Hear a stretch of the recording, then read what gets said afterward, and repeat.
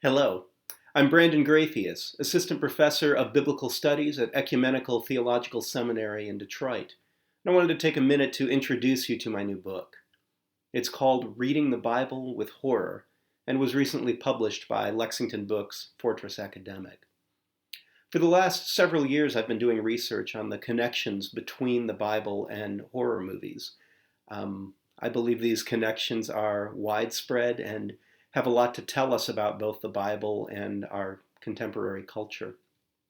My basic contention is that horror movies can reveal to us the fears and anxieties of the culture that we're living in.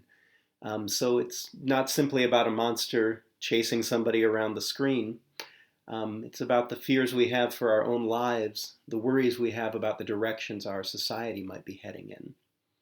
I believe the Bible reveals these same kinds of anxieties, whether they're anxieties about relations between the other nations, anxieties about the state of women within the society of Israel, or anxieties about our place in the universe. These anxieties continually rear their heads in the course of the Hebrew Bible, and reading them through the lens of horror allows us to see these connections more clearly. So in the course of this book, I look at the connections between Job and the monstrous Leviathan and argue that they're actually constructed as mirror images of each other. One of our fears that we see resurfacing all the time in horror movies is that the monster is actually not that different from us. I also talk about the ghosts in the Bible, which include not only the ghost of the prophet Samuel, who haunted Saul, but the ghosts of the other gods that Israel can never quite seem to stop being haunted by.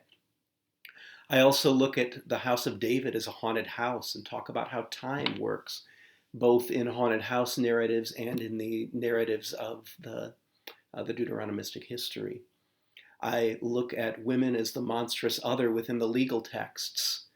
And I also talk some about the times where our experience of God is less than warm and fuzzy, when God is actually portrayed more in terms that we would recognize as being monstrous.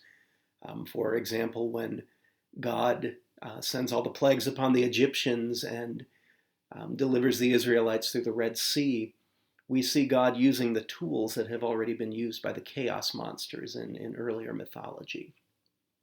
I believe it's a provocative book, and one that can be of interest not only to biblical scholars, but also people interested in horror films or film studies in general, or people who are just interested in questions of faith and religion. For me, reading the Bible together with horror is not just kind of a funny exercise, but it has the possibility to not only open up deeper meanings in horror films, but also explore parts of religion that we too often leave behind.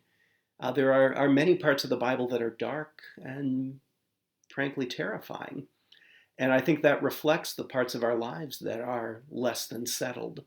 In the introduction, I talk some about walking through the valley of the shadow of death and how quick we are to move on to the green pastures that the psalm promises, but that sometimes the Bible spends more time in the shadow of death.